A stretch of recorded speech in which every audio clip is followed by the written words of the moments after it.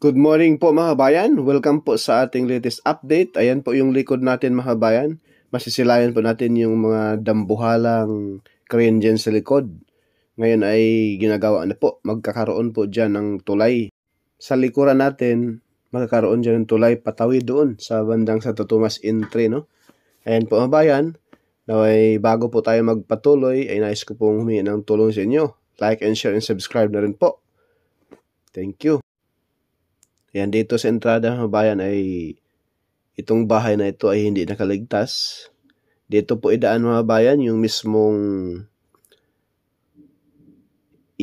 expressway po ay hindi po rito sa kabilang side. So itong kalsadang ito ay ito na po yung entrance, no? Dahil isang subdivision po dyan sa unahan ay matatamaan po ng expressway. Kaya yung mismong entry ng subdivision, dito po nila idadaan, no? Malapit lamang po mga kabayan. Kasi sa kabilang side, doon na po magkakaroon po rito ng tulay pa. At doon sa unahan, yung video natin kaganina, ayan na po yung alignment, no?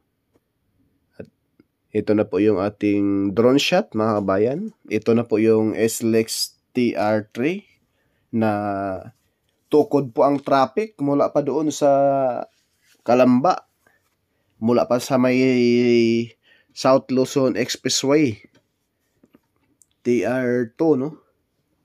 Ayan, masisilayan natin mga bayan na napakahabang traffic po nito. Mula pa ng Calamba, isang mapagpalang umaga nga pala mga kabayan, no? Sa araw Miyerkules, September 27, 2023. Ngayon po mga bayan ay ito na po yung alignment. At dito sa gitna ng SLEX TR3, magkakaroon po rito ng tulay dito, no? Ayan na po yung column niya ay napakalaki po yan mga bayan. Sobrang lapad, sobrang haba. Yan, shout out po dyan sa mga engineer. Dati, tinuruan na po si Purka Studio kung anong pangalan nito. Yung column na ito ay napakalaki, sobrang haba, no?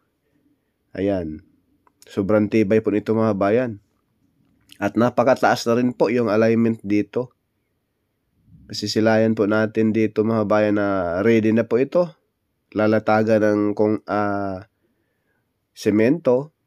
Pero abang-abangan lang po natin mga bayan yung ating mga latest update ni Purka Studio dito sa SLEX TR4. Ayan, dyan sa itong mga sasakyan na tuloy-tuloy ang agos mga bayan, paluwas po yan ng Maynila. Ito naman pong sobrang traffic ay paluwas po ng Batangas po iyan. Galing po iyan ng Maynila. Parang hindi na to expressway, no? Parang ano na to? Express traffic. Minsan po mga bayan, hindi po natin maiiwasan. Minsan magkaroon ng dyan, sagian sa expressway. Kaya nagkakaroon po ng traffic. Ayan po mga bayan, yung dambuhalang column na ito, no?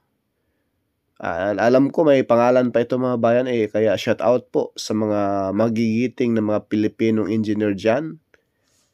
Please comment down below kung anong klaseng poste po ito ng SLEX TR4 na sobrang haba, no? Sobrang laki. Ayan po yung alignment mga bayan. Napakataas na po yan. Dinikdik ng husto, no? May mga pison po yan. Bukod pa dito sa poste na sa likuran, mataas pa po yung alignment sa taas. So, nilagyan pa po nila rito ng space, no? Kung ano ang gagawin dito sa area. Ayan po, yung sa kaliwa ng mga bayan, yung may isang dun sa kaliwa, ayun po yung kapag galing ka ng Lucena, balang araw ay doon ka na dadaan. Ayan po yung kalsada na yan sa kaliwa, sa kaliwang side. Paluwas po yan ng Maynila.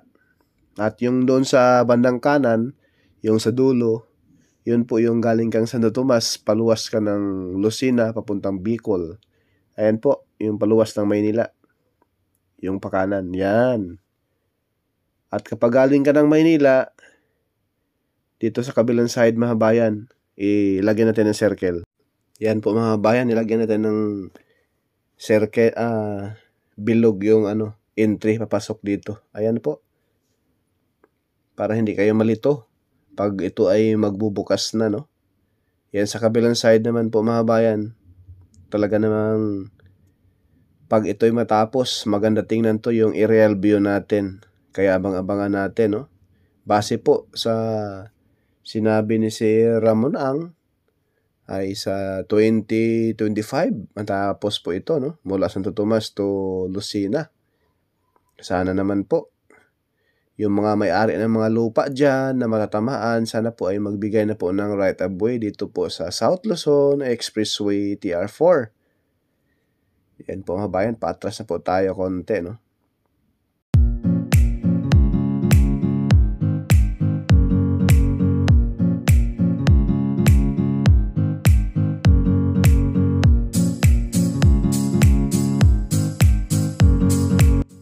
Itong SLEX TR4 po mga bayan ay may haba itong 66.74 kilometers, no?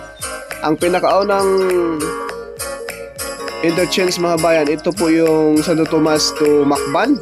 May haba siyang 11.32 kilometers. Kasunod po itong Macban, San Pablo, Laguna to 12.75 kilometers sa mga bayan. Pangatlo naman po, Section C, no? Section C mga bayan, itong San Pablo, Laguna to Chaong. May haba siyang 7.50 kilometers. Panglima, itong Section D, Chaong, Quezon to Candelaria, Quezon. May haba siyang 15 kilometers mga bayan. Section C, itong Candelaria, Quezon to Tayabas, Quezon.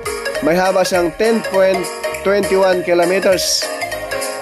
Section F, Tayabas, Quezon to Barangay Mayao, Quezon, 9.96 kilometers mga kababayan. Ayan po.